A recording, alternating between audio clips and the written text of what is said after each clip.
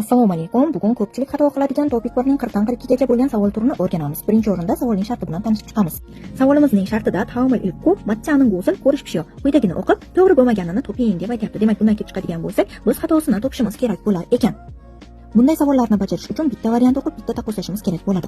Demak, birinchi variantda 박물관에서 공연을 봅니다. Ya'ni muzeyda namoyish ko'riladi. Demak, qayerda?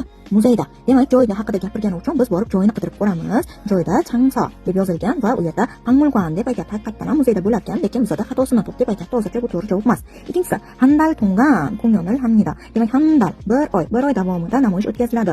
Borib vaqtga qaraydigan bo'lsak, demak, ikkinchi oyning 2-kunidan 4-oyning 3-kunigacha bo'lyapti. Agar bir oy bo'ladigan bo'lsa, 3-oyning 7-kunigacha davom etishi kerak edi, lekin bu yerda 4-oy bo'lyapti, bir oy emas, 2 oy bo'lar ekan va bu xato. Va biz aynan to'g'ri deb hisoblaydigan javob ham aynan shu sababi testimizning shartida xatosini toping deb aytayotganligi sababli.